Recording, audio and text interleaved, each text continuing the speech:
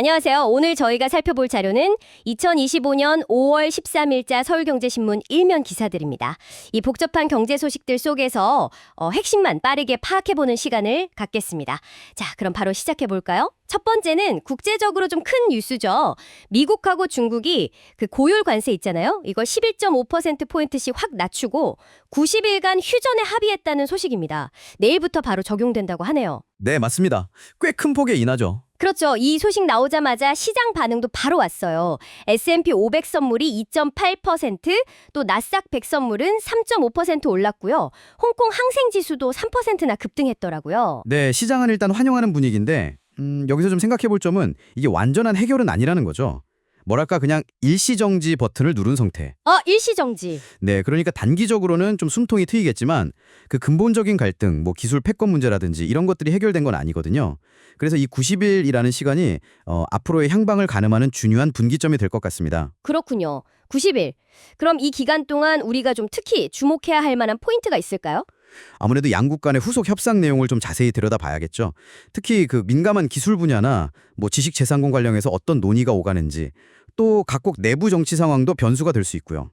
그러니까 당장은 약간의 안정성을 기대할 수 있겠지만 근본적인 불확실성은 여전하다. 이렇게 봐야 합니다. 네, 알겠습니다. 그 불확실성 속에서 잘 지켜봐야겠네요.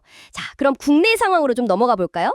6월 3일 대선을 앞두고 어제였죠. 주요 후보들이 경제 공약을 내놨습니다. 마침 또 올해 1분기 성장률이 마이너스를 기록해서 그런지 경제 회복 방안에 다들 집중하는 모습이에요. 네, 맞아요. 그런데 그 해법이 후보별로 상당히 다르다는 점이 흥미롭습니다. 그렇죠. 좀 구체적으로 보면 민주당 이재명 후보는 AI 같은 신산업 육성, 여기에 좀 방점을 찍는 것 같고요. 국민의힘 김문수 후보는 규제 철폐하고 법인세 인하, 이쪽을 강조하고요. 네, 기업 활력 제고에 초점을 맞춘 거죠. 그리고 개혁신당 이진석 후보는 해외로 나간 기업들 다시 국내로 불러들이는 것, 그러니까 리쇼어링 촉진, 이걸 내세웠더라고요. 네, 이걸 보면 각 후보가 생각하는 경제 철학, 또 우선순위가 좀 보입니다. 뭐랄까, 미래 성장 동력이냐, 아니면 당장의 기업 환경 개선이냐, 그것도 아니면 제조업 기반 강화냐, 이런 차이죠. 앞으로 어떤 정책 방향에 힘을 받느냐에 따라서 우리 경제 환경이나 또 개인에게 미치는 영향도 달라질 수 있겠죠. 네, 물론 저희는 특정 입장을 지지하는 게 아니라 그냥 나온 공약 내용을 전달해드리는 겁니다. 맞습니다. 객관적인 정보 전달이 중요하니까요. 자, 다음은 기업 소식 두 가지인데요. 이게 또 상당히 대조적이라서 재밌습니다. 첫 번째는 현대차 소식. 미국 조지아주 정부가 현대차를 위해서 전용 공항을 지어준대요. 그것도 약 1,100억 원을 들여서요. 와, 전용공항이요?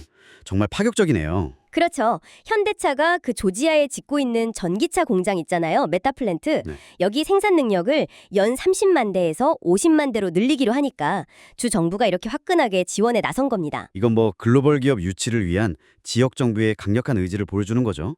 대규모 투자가 가져올 경제 효과를 기대하면서요.